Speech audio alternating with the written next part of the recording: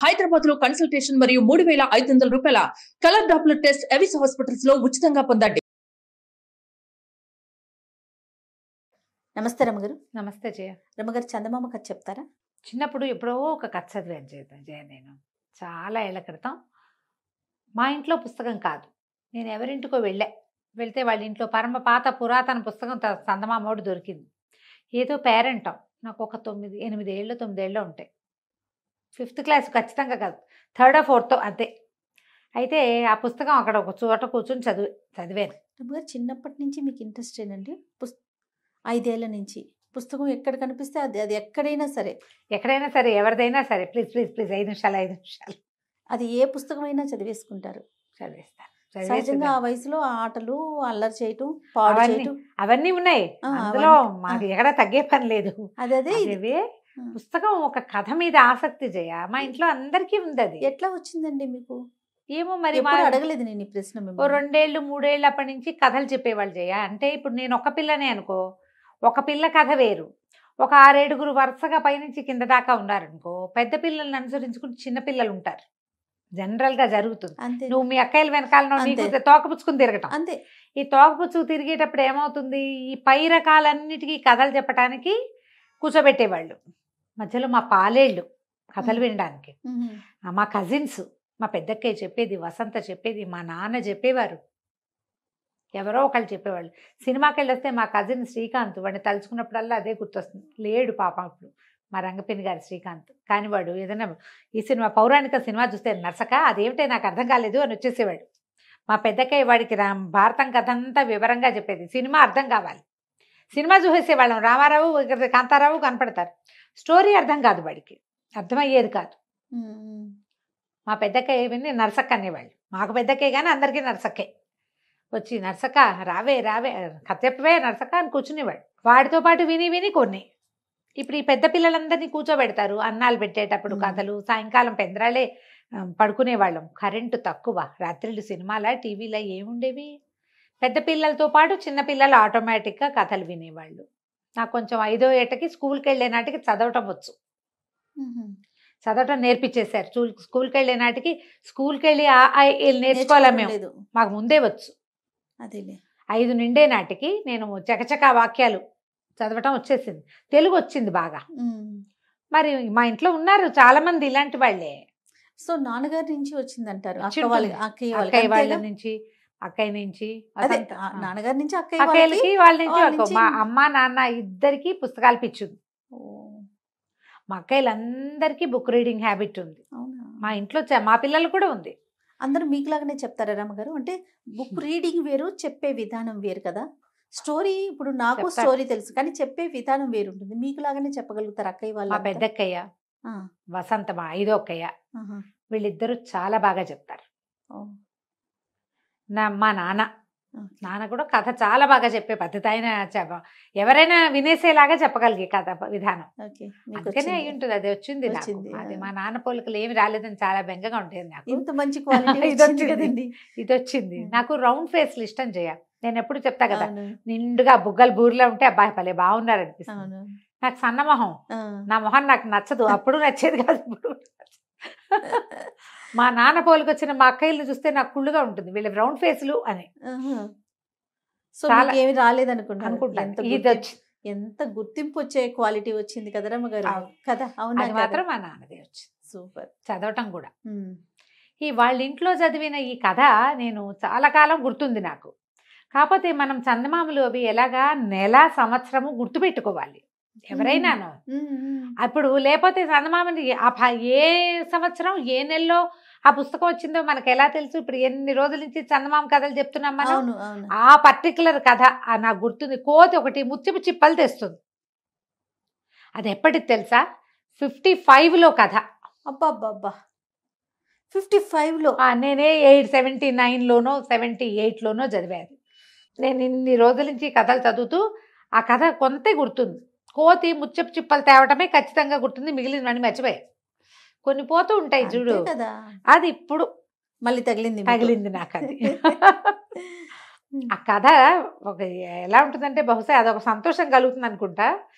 పుస్తకాలు పిచ్చి వాళ్ళకి అనుభవంగా ఉంటుంది. ఆ పర్టికులర్ బుక్ మళ్ళీ చదవడానికి వచ్చేసరికి గూస్ బంప్స్ వస్తాయి జయ. అవునా?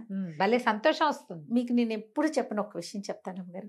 మీకు నిన్ను ఆపోజిట్ కాంబినేషన్ రమ్మగారు. అందరూ బయటికి వెళ్తే నేను కనిపిస్తే రమ్మగారిని అడిగానని చెప్పండి అంటారు, మీరు కనిపిస్తే జయ ఏదని అడుగుతారు కదా. మన కాంబినేషన్ అంతా హిట్. మీకు డెడ్ ఆపోజిట్ నేను రమ్మగారు. బుక్ చదవను. బుక్ అసలు మీరు కూడా అప్పుడప్పుడు కొన్ని బుక్స్ ఇస్తూ ఉంటారు కదా, ఏం చదువు మీరు తిడతారని చెప్పి తీసుకుంటా, అసలు దాని మీదకి మనసే వెళ్ళదు రమ్మగారు. అసలు ఆ థాట్ కూడా రాదు. ఇంట్లో పేపర్ చదవండి అని చెప్పి నేను న్యూస్ ప్రెజెంటర్ని కదా, నువ్వు ఒక న్యూస్ ప్రెజెంటర్వి, జర్నలిస్ట్వి, నువ్వు న్యూస్ చదవకపోతే నీకు ఎట్లా తెలుస్తాయి అని చెప్పి ప్రతిరోజు తిట్లు పడతానే ఉంటే నాకు నాకు అటు ఫోకస్ చేయలేను. మీ పుణ్యమాని ఎన్ని కథలు వింటున్నానంటే నిన్ను న్యూస్ కూడా చదువుతా జయ. అదే మీరు చెప్పేటప్పుడు నేను ఎంజాయ్ చేస్తాను అనమాట. అంటే బుక్ చదవాలి, బుక్ చదవబట్టే కదా ఇన్ని స్టోరీస్ మీరు చెప్పగలుగుతున్నారు. అవును, అది చాలా హ్యాపీగా మనసులో అనుకుంటాను, ఎంత డెడ్ ఆపోజిట్ కాంబినేషన్ మన ఇద్దరు. నేను న్యూస్ పేపర్ కూడా అంతే శ్రద్ధగా చదువుతాను జయ. న్యూస్ చదువుతాను. ఇంకా చదవటం అంతే, మీ హ్యాబిట్ చదవటం అంతే. అది ఇప్పుడు నాకు ఇంట్రెస్ట్ లేని సబ్జెక్ట్ అనుకో, పై వాక్యాలైనా చదువుతా. అందుకని నాకు ఎక్కువ విషయాలు తెలుసు. చాలా నాలెడ్జ్ ఉండటానికి కారణము ఏమిటో నా విజ్డమ్ తెలివితేటలని అనుకోవద్దు. ప్రధానమైంది దానికి సంబంధించిన కొంత విషయాన్నైనా నేను చదువుతాను. చదవటం చాలా మంచి హ్యాబిట్ కదండి. అదే కదా విషయ పరిజ్ఞానం. అదే పరిజ్ఞానం ఎక్కడి నుంచి వస్తుంది? దీనివల్ల చదవటం. నాకు మీలాంటి గెస్టులు అందరితో మాట్లాడి నేర్చుకుంటాను నేను. చదవటం తక్కువ. నీకు అవకాశం అవసరం ఏముంది ఇప్పుడు జయ? కానీ అట్లా అది కరెక్ట్ కాదు కదా. కరెక్ట్ కాదంటే ఇప్పుడు వింటావుగా, ఒకే విషయం మీద 5-6 గెస్టుల దగ్గర వింటారు మీరు. యాంకర్లకు ఉండే బెనిఫిట్ అదే. మీకు ఎక్కువ పరిజ్ఞానం ఉంటుంది. నా రకం ఒకటి నీకు తెలుసు, అనంతలక్ష్మి గారి రకం తెలుసు, కల్పవల్లి గారి రకం తెలుసు, సత్యవాణి గారి రకం తెలుసు, మధ్యలో మవా శ్రీనివాస్ గారు కూడా ఏదో ఒక రకం. స్పెషల్ ఇంటర్వ్యూస్ చేసేటప్పుడు మాత్రం కొంచెం నేను హోంవర్క్ చేసుకోవాలి, విషయం తెలుసుకోవాలి కదా. మీరంటే మీరు చెప్తారు, నేను వింటాను. కానీ స్పెషల్ ఇంటర్వ్యూస్ చేసేటప్పుడు మాత్రం కాస్త వాళ్ళ పరిజ్ఞానం అదంతా చూసుకుంటాను ముందు. అదేలే. పూర్వం అంటే ఒక పల్లెటూరులో ఓ భార్య భర్త ఉండేవాళ్ళు. ఏదో చిన్న సామాన్యమైన కుటుంబం. వాళ్ళకు ఒక్క కొడుకు ఉండేవాడు. వాడి పేరు రంగడు. వాడిని ఊళ్ళో అందరూ నిద్రమోహన్ రంగడు అంటారు. అయ్యో, ఈ నిద్రమోహన్ రంగడు ఎప్పుడు నిద్రపోతూ ఉంటాడు. భర్తకి ఇష్టం, ఏ పని చేసేవాడు కాదు, మొద్దుగా ఉండేవాడు. వాళ్ళకి లేక లేక కలిగాడు అబ్బాయి. అయితే ఏమైంది, కొన్నాళ్ళు అట్లాగే ఏదో పిల్లాడు కాస్త పెరిగాడు. కానీ వాళ్ళ నాన్న వాడితో ఏం పని చేయించలేక, పోన్లే లేక లేక ఒక్క పిల్లాడు, మనం సంపాదించకపోతామా, వాడు తినకపోతాడా అని చాలామందికి ఉంటాయి అలాంటి భావాలు. వదిలేస్తే వాడు అలాగే హాయిగా పడుకుంటుంటాం. వాళ్ళ అమ్మ లేపి, లేవరా అన్నం దిద్దుగానే అంటే లేచి కాసేపు అటు ఇటు తిరిగి అబ్బా మళ్ళీ బతకంగా ఉందని కాళ్ళు చాపుకు పడుకుని ఇంతే. కొన్నాళ్ళకి తండ్రి గతించాడు. వాళ్ళు చేసుకుంటున్న చిన్న వ్యాపారం కూడా పోయింది. వ్యాపారం చేసేవాళ్ళు లేకపోతే పోకేమవుతుంది, ఏదో కొట్టుండేది, కూర్చునే వాళ్ళు లేకపోయింది. ఆవిడ కూర్చునేది కానీ ఆవిడకి అనుభవం లేదు, మెల్లిగా పోయింది. ఆవిడ ఒకటి ఆ కొట్లో ఉన్నవి, తర్వాత ఇంట్లో ఉన్నవి అమ్మి పిల్లాడికి అన్నం పెట్టి తను తినేది. కొన్నాళ్ళకి అన్నీ అయిపోయినాయి. ఇహో ఇల్లు మిగిలింది. ఏం చేయాలో తెలీదు. సరే ఈవిడ ఏం చేసింది, పాపం బతుకు తెరువు కోసం ఏదో బయట పనికి వెళ్ళేది. వాళ్ళింట్లో వీళ్ళింట్లో ధాన్యం బాగు చేయడానికి, మినువులు విసరటానికి, పై పని సహాయాలకి, విస్తళ్ళు కుట్టేందుకు, భోజనాలప్పుడు సహాయం, వంట సహాయం, ఇన్నిటికీ వెళ్ళి ఏదో తెచ్చేది. వీళ్ళ నిద్రపోతున్న కొడుకుని లేపి అన్నం పెట్టేది. వాడు తిని మళ్ళీ పడుకునేవాడు. వాడు ఏనాడు పని చేద్దామన్న ఊహ కూడా చేయలే. కూర్చుని ఉంటాడు, నిద్రే కాదు, ఖాళీగా ఉంటే కూర్చుని ఉంటాడు రికామిగా. వాడేం పని చేయడు, బద్దకిష్టం అంతే. అయితే ఏమైంది, కొద్ది రోజులు గడిచాక ఆవిడ ఒక శెట్టి గారింటికి పని సాయానికి వెళ్ళేది. శెట్టి గారు చైనా వెళ్తున్నాడు. ఈ చైనా గోల ఏమిటి, వ్యాపారానికి. అప్పట్లో ఏం చేసేవాళ్ళు, నౌకా వ్యాపారాలు చేసి, నౌకాయానం చేసి వ్యాపార సామాన్లు ఇక్కడి నుంచి మోసుకుపోయి అక్కడ అమ్మి, అక్కడి నుంచి మోసుకొచ్చి ఇక్కడ అమ్ముకునేవాళ్ళు.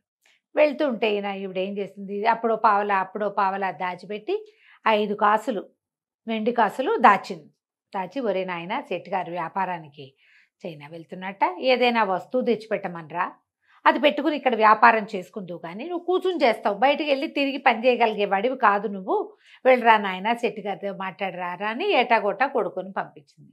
వీడు ఆవలించుకుంటూ లేచి ఎటాగొట్టా 2 ముద్దలు నోట్లో వేసుకుని మెల్లిగా 5 కాసులు పుచ్చుకుని శెట్టి గారిని చూడబోయాడు. వాళ్ళ అమ్మేమో ఇంట్లో పని సాయం వస్తుంది, పూర్వాశ్రమంలో వాళ్ళ నాయన ఉండగా ఆయన ఏదైనా వస్తువు తెస్తే పిల్లాడి తండ్రి రంగడి తండ్రి అమ్మి పెట్టేవాడు.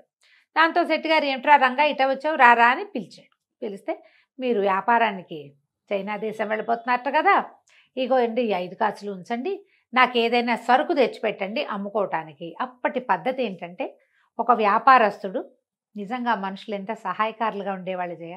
మన ముందు తరాల్లో ఇలాంటి వాళ్ళు ఉన్నారని మనం తెలుసుకుని తీరాలి.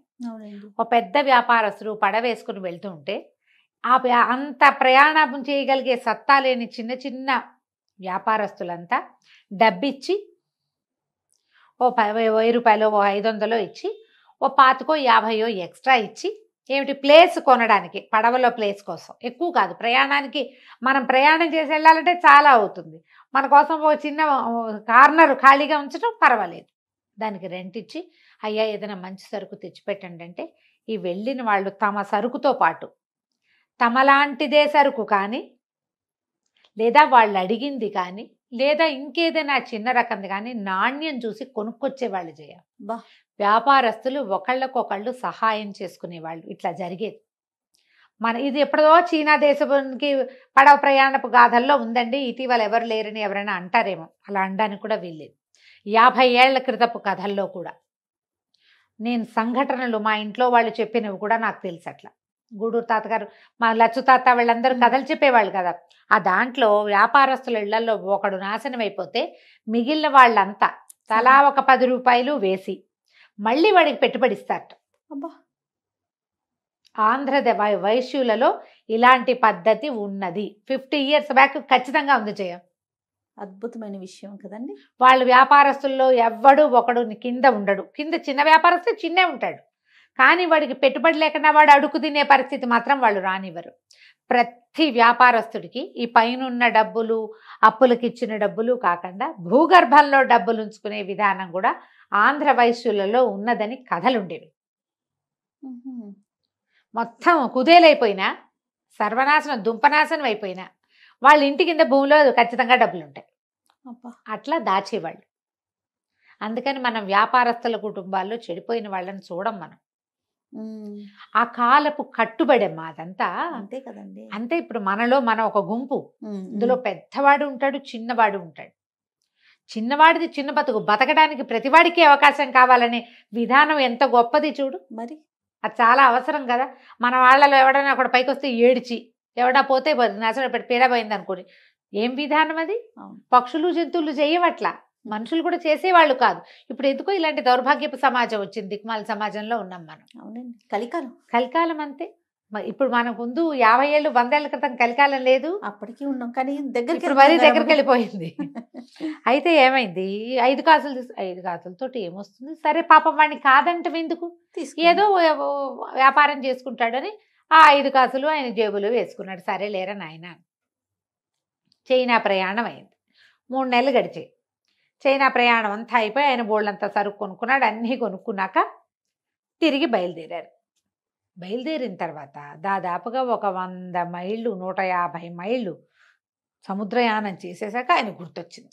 అయ్యో బాబోయ్, రంగడికి మాట ఇచ్చాను, 5 కాసులు ఇచ్చాడు వాడు, ఏమి తీసుకురాలేదు, పడవలు వెనక్కి తిప్పండి. అప్పట్లో ఇంత నిబద్ధత ఉండేది. వెనక్కి తిప్పాలి పడవ, నా పడవ వెనక్కి తిప్పాల్సిందంటే ఆయనదే పడవ. మిగిలిన వాళ్ళంతా గోలబెట్టారు. అయ్యా ఇంత దూరం ప్రయాణం చేసి వచ్చాం చచ్చి చెడి, మళ్ళీ ఇంత దూరము వెళ్ళాలా, మళ్ళీ రావాలి వెళ్ళాలి రావాలి, ఒక 150 తోటి పోదు, వచ్చిన 150 వృధా, వెనక్కి 150 వృధా, మళ్ళీ 150 వృధా. అంతే. ఎంత ప్రయాణం అయిపోయింది. అందుకంటే ఈయన ఏమన్నాడు, అది కాదు వాడు పాపం పేదవాడు, 5 కాసులు ఇచ్చాడు, ఏదైనా తెచ్చిపెట్టమని. వాడి పేరుతో బొక్క సంచి లేదే ఈ పడవలో, వాడిచ్చిన 5 కాసులు మాత్రం చిల్లరగా నాకు ఉపయోగపడ్డాయి కదా. ఆయన కాదన్నాడు.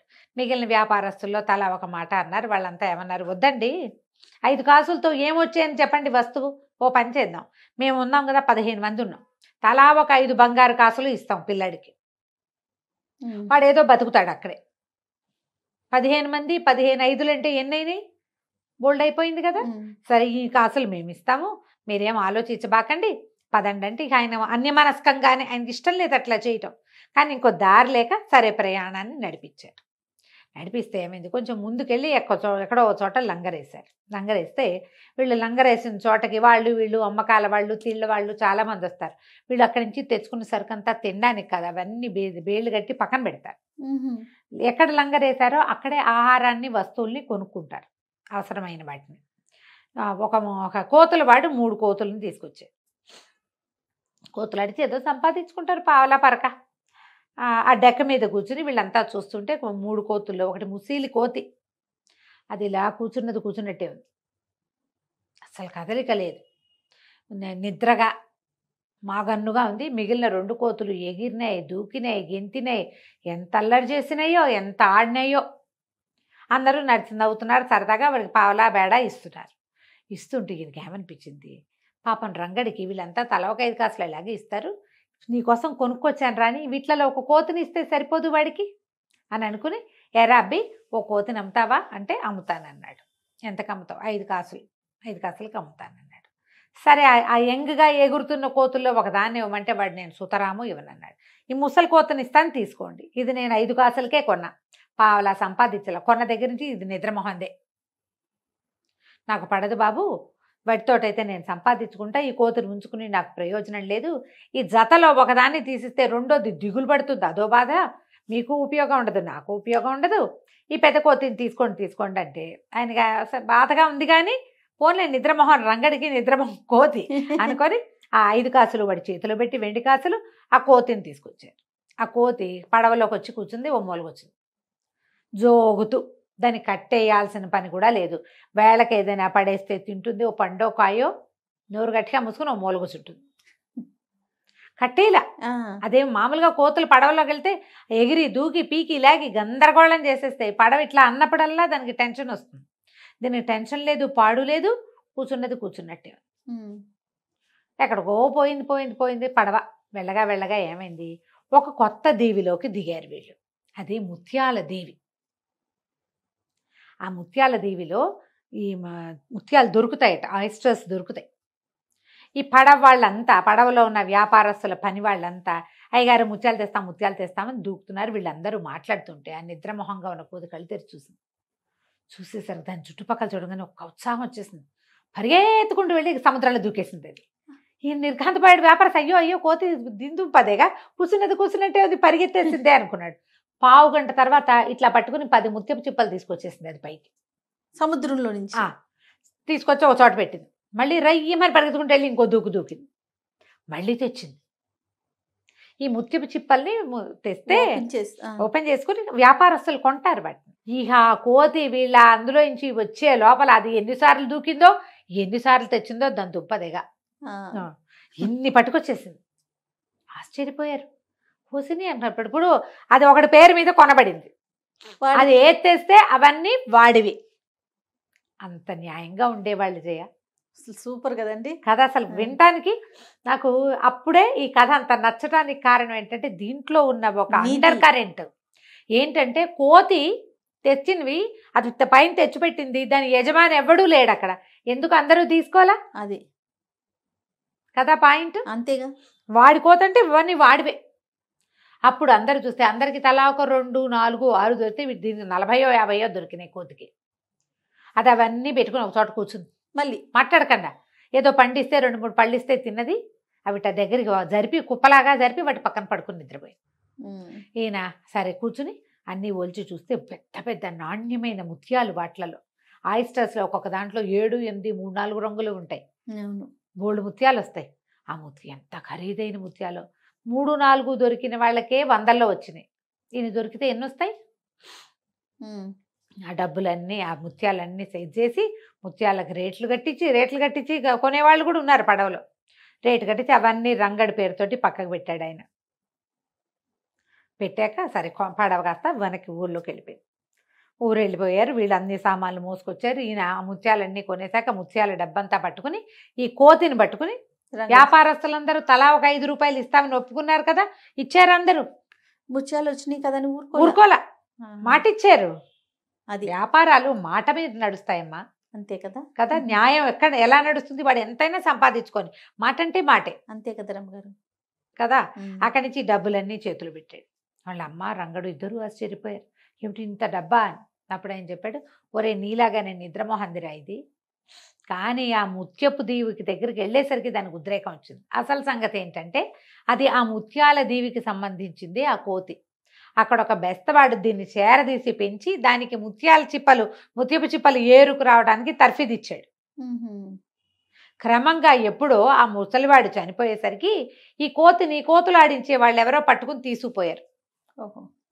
అది ఎక్కడికి వెళ్ళినా ఏ పని రాదు దానికి, ఎవరి దగ్గర ఏ ఆట నేర్చుకో. ఎందుకంటే దానికి ఏం తెలుసు, సముద్రం తగలంగానే ఒక్క ఎగిరెగిరి అందులో దూకటం. ఆ ముత్యపు చిప్పల వాసన ఒక ప్రత్యేకమైన నాచు వాసన వస్తుంది.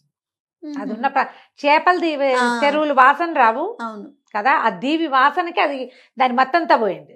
అంతకుముందు అలా మాగన్నుగా పడి ఉండేది, దానికి ఆసక్తి లేదు జీవితం మీద.